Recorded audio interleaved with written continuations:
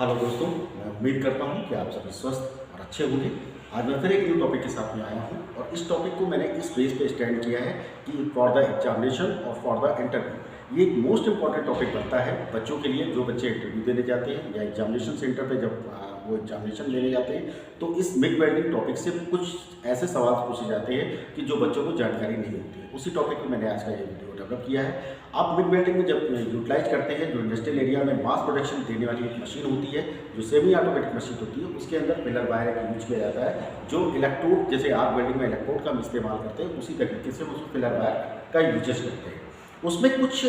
Current और कुछ voltage और पिलर वायर का डायमीटर प्लस वेल्डिंग जॉइंट के हिसाब से उस वेल्डिंग को हम डेवलप करते हैं। उसी पे मैंने आज इस टॉपिक को लिया है। टॉपिक का नेम जो हमारा है वो मिग वेल्डिंग आर्क वोल्टेज के नाम से मैंने इसको डेवलप किया है। इसमें आपको कुछ चीज़ें दिखाई दे रही होंगी ऑन द बोर्ड कि इसमें हमने आर्क वोल्टेज लिया हुआ है, डायमीटर्स दिया हुआ है, पिलर रॉड का जो डायमीटर्स होता है, और वो जॉइंट्स के हिसाब से अलग अलग डायमीटर के हिसाब से वर्किंग करता है। इसमें कितने एम्पियर हमको कितना करंट देना है, किस डायमीटर के साथ में देना है, इस चीज़ को मैंने एक्सप्लेन किया है, जिसको मैं ऑन द बोर्ड आपको दिखाने जा रहा हूँ।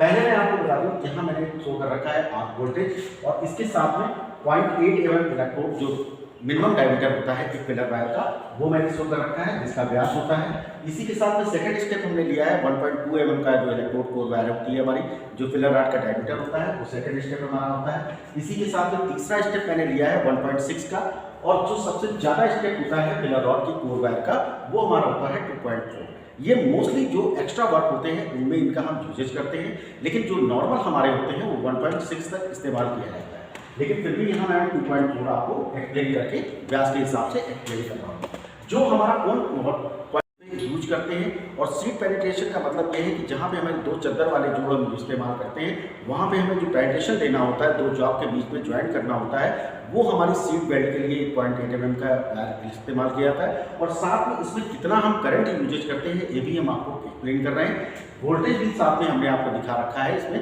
कि 16 से 22 शॉर्ट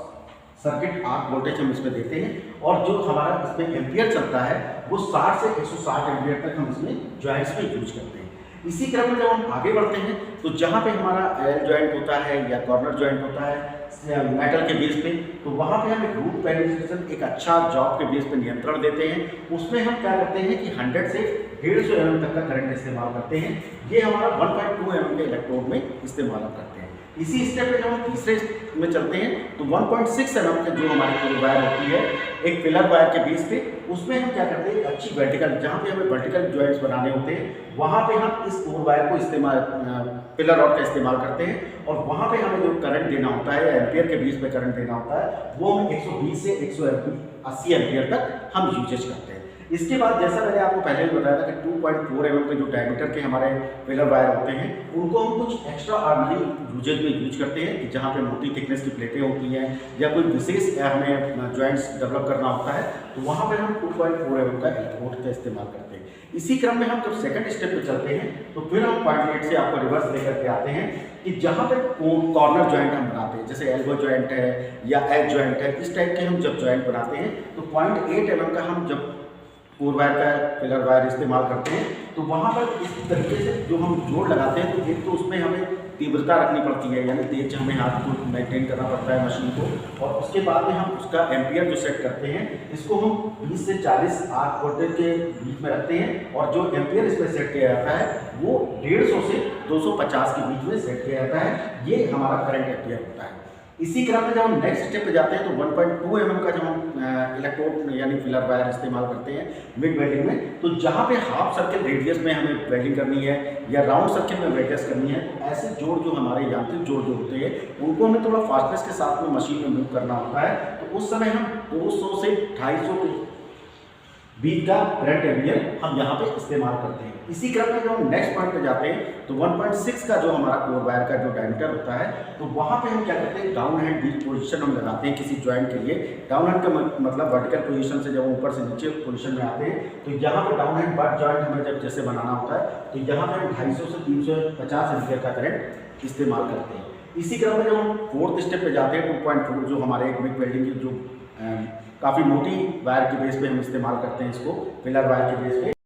सिंपली उपयोग में नहीं करते। उस उपयोग को जब हम नहीं करते हैं तो उसमें उसमें हम इस 2.4 mm की वायर का इलेक्ट्रोड का इस्तेमाल किया था। ये एक्स्ट्रा वर्किंग के लिए होती है, इस फिलर वायर का जो मोस्टली वर्क होता है वो एक्स्ट्रा वर्किंग के लिए। अब हम इसी क्रम में लास्ट में चलते हैं कि जो हमें तीसरा स्टेप हमारा मिलता है, जो आर्क वोल्टेज मिलता है वो 30 से 45, जैसे स्प्रे वगैरह, जैसे जो स्प्रे का नाम दिया गया है इसको, जो इलेक्ट्रोड में भी स्प्रे जैसा वर्ड्स आता है और यहाँ पे भी स्प्रे जैसा वर्ड आता है। स्प्रे का मतलब होता है छिड़काव करते हुए बीट को भरना। तो यहाँ पे 30 से 40 का आर्क वोल्टेज दिया जाता है। और इसी क्रम में जब हम अच्छा पेनिट्रेशन किसी धातु के में ज्वाइंट में लगाने जाते हैं तो वहाँ पे हमें जो एम्पियर करंट रखना होता है वो 150 से 50 एम्पियर,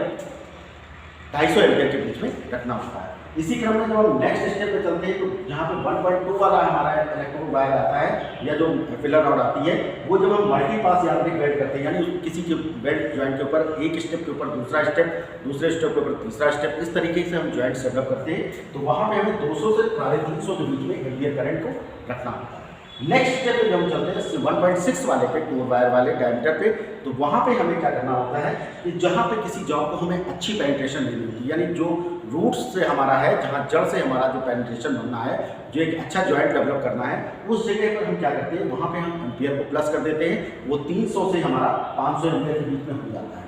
इसी क्रम में जब हम लास्ट स्टेप बढ़ते हैं, जो हमारी मोटी फिलर वायर होती है, उस फिलर वायर में जब हम इसका इस्तेमाल करते हैं तो यहाँ पे जैसे डीप पेनिट्रेशन, यानी किसी वस्तु को हमें गहराई से जोड़ना है, मजबूती के साथ जोड़ना है, उसको बहुत अच्छे जॉइंट से हमें तैयार करना है, उस पर काफ़ी वर्कलोड पड़ना है, यानी लोड व्यवस्था उसके ऊपर काफ़ी रख दी जानी है, उस पोजीशन में हमें इस पर सबसे ज़्यादा टेम्परेचर लेके चलना पड़ता है। वो हमारा है 500 से 700 एम्पियर के बीच में। तो ये आपका आज का टॉपिक था। मैं उम्मीद करता हूँ कि आप सभी लोगों को बहुत अच्छा लगेगा और इसको एक मैंने शॉर्ट स्टेप पे आपको बताने की कोशिश की है। और ये शॉर्ट स्टेप हमारा इसलिए है क्योंकि आप बच्चों से इसी पे जैसे 0.8 mm में कितने mm के में कितना एम्पियर हम करंट देंगे, ये ऐसे क्वेश्चन बच्चों से मोस्टली एग्जामिनेशन टेबल के लिए भी और इंटरव्यू टेबल के लिए पूछे जाते हैं। और इसी के साथ में आज का हमारा मोटिवेशन है। मैं एक छोटा सा मोटिवेशन मैं आपको इसीलिए देता रहता हूँ कि आपके माइंड को चेंजमेंट मिलता रहे। जब हम किसी कार्य को करते हैं तो उस कार्य में हमारे बहुत अड़चने आती हैं, लेकिन जब हम उसी कार्य को मन और लगन के साथ करते हैं तो वो कार्य हमारा एक दिन